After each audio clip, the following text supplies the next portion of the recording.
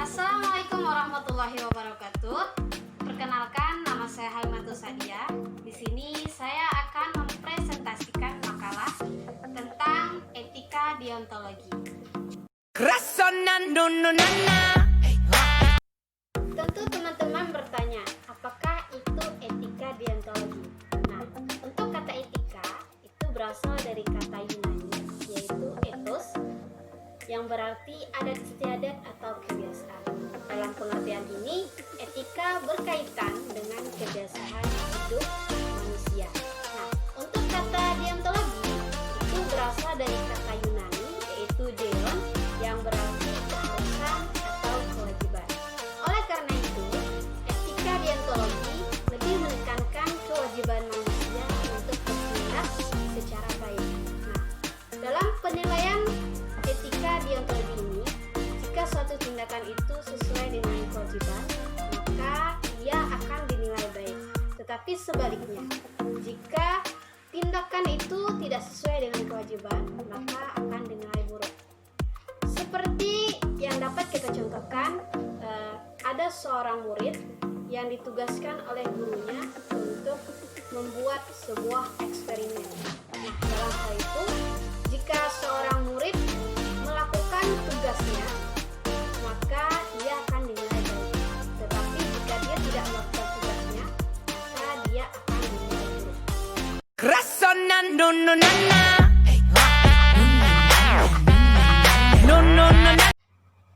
Immanuel Kant berpandangan bahwa tidak ada di dunia ini yang dianggap baik kecuali kemauan yang baik.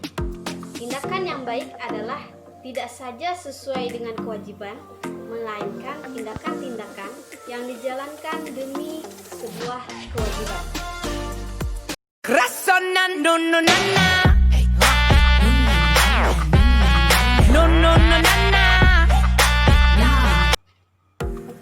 Ada beberapa konsep dalam deontologi. Untuk yang pertama, yaitu sistem etika ini hanya menekankan suatu perbuatan didasarkan wajib atau tidaknya kita melakukan perbuatan tersebut. Jika perbuatan tersebut tidak ada larangan serta kewajiban, maka itu tidak akan termasuk dalam etika deontologi.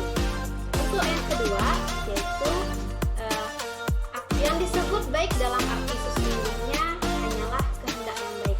Semua hal lain disebut baik secara terbatas atau dengan syarat. Contohnya, kekayaan adalah baik jika digunakan dengan baik oleh manusia tersebut. Sebaliknya, jika kekayaan tersebut digunakan dengan buruk, maka ia pun juga akan dinilai buruk oleh manusia. Yang ketiga, yaitu kehendak menjadi baik jika bertindak karena kewajiban. Jika dia tidak ada berkehendak menjadi baik, maka dia tidak termasuk dalam konsep deontologi ini.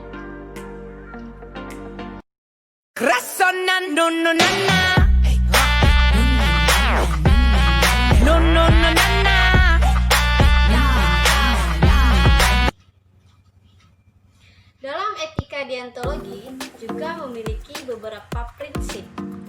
Untuk prinsip yang pertama, supaya tindakan punya nilai moral, tindakan ini harus dijalankan berdasarkan kewajiban. Untuk prinsip yang kedua, nilai moral dari tindakan ini tidak bergantung pada tercapainya tujuan dari tindakan tersebut, melainkan tergantung pada kemauan baik yang mendorong seseorang untuk melakukan tindakan tersebut. Berarti kalaupun tujuan tidak tercapai, maka tindakan tersebut sudah dinilai baik. Untuk prinsip yang ketiga, sebagian konsekuensinya dari dua prinsip ini, kewajiban adalah hal yang niscaya dari tindakan yang dilakukan berdasarkan sikap hormon pada hukum moral universal.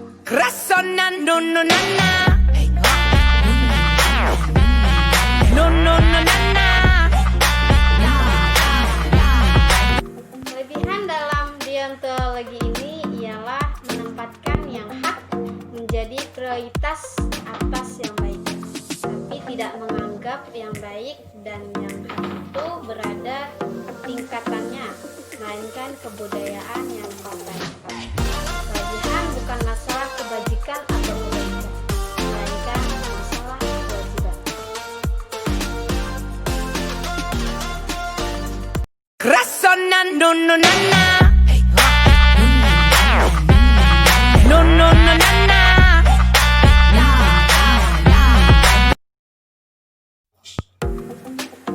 Kelemahan dalam etika deontologi ini akan terjadi ketika dia menghadapi sesuatu yang dielementasi.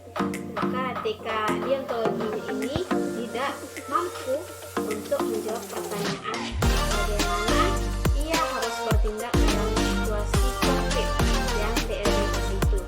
Ketika ada dua atau lebih kewajiban yang saling bertentangan, ketika kita harus memilih salah satu sambil melanggar kewajiban yang lain, maka dalam hal ini etika deontologis tidak banyak membantu, karena etika deontologis mengatakan bertindaklah sesuai kewajiban. Nah, demikianlah presentasi dari saya. Apabila terdapat kesalahan, saya mohon maaf. Saya akhiri dengan doa. Wabillahi taufiq wal hidayah, waridhu wal inayah. Assalamualaikum warahmatullahi wabarakatuh. Rasona no no na na.